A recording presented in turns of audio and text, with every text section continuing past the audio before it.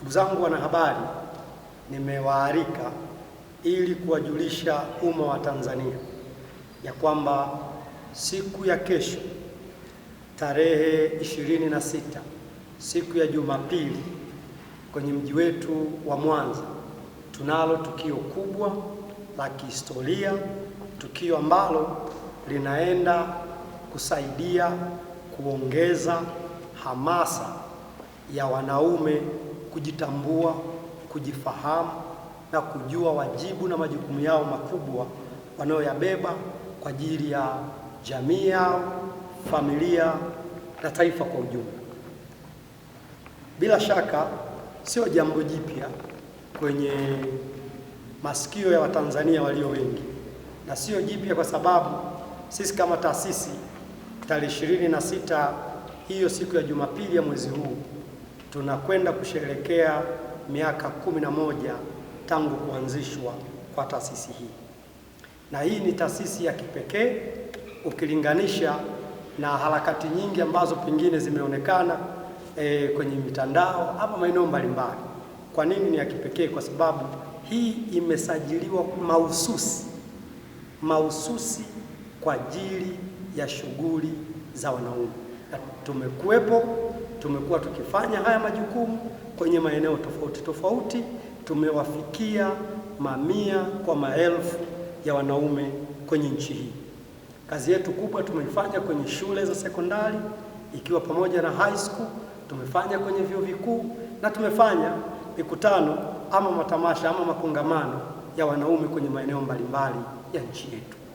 Sasa hili la Mwanza ni la kipekee kwa sababu leo linabeba maadhimisho ya miaka 11.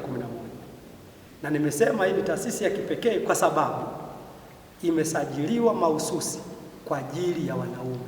Sasa tarehe 26 kuna mambo kadhaa. Jambo la kwanza, tutakuwa na program maalum ambayo sisi tunaiita Boys Battle Mentorship Program. Tutaanza na ratiba ya vijana wadogo wa umri wa miaka 12 mpaka 19, na hawa tutakuwa na masomo kwa ajili yao ili tuwaandae. Na ukiachana na hili darasa la leo tu, tumekuwa tukifanya hivyo, tumekuwa tukiendesha camp mbalimbali za vijana wa umri huu, na kwa hakika kabisa tunazo shuhuda nyingi kwenye vyuo, na kesho mtakao kuja mtapata fursa ya kushuhudia baadhi ya shuhuda za wale ambao tumekutana nao wakiwa sekondari ama high school, na sasa ni watu wakubwa kabisa, wamemaliza vyuo vikuu na wako kwenye maeneo mbalimbali ya utumishi wa umma na katika public sector. Kwa hivyo hii ni shuhuda. Mzazi unapomleta mtoto wako, unamleta mtoto wako eneo salama, mazingira salama, environment ambayo inamwezesha kujifunza na kupata fursa ya kujielewa mapema. Na kwa nini tunafanya hivyo? Kwa sababu msingi wa wanaume umejengwa katika malezi. Ukipotea kwenye malezi, unapotea completely kwenye aina ya mwanaume unayemtaka kesho. Tuna jamii yenye broken men, wanaume waliovunjika vipande vipande kwa sababu ya namna ambavyo tumekuzwa na kulelewa. Mara nyingi huwa napenda kuuliza, ni wapi tunajifunza ama ni wapi tunapata darasa la wanaume? Ni wapi ambapo wewe unathibitishwa kwamba kile ulichokielewa kuhusu wanaume ni sahihi ama sio sahihi? Kwenye malezi yetu, eneo pekee ambalo tunajifunza kuhusu wanaume ni eneo la kutazama kwa baba. Vipi wasio na baba? Vipi waliolelewa na mzazi mmoja? Vipi wasiokuwa na wanaume, watu wazima kwa karibu?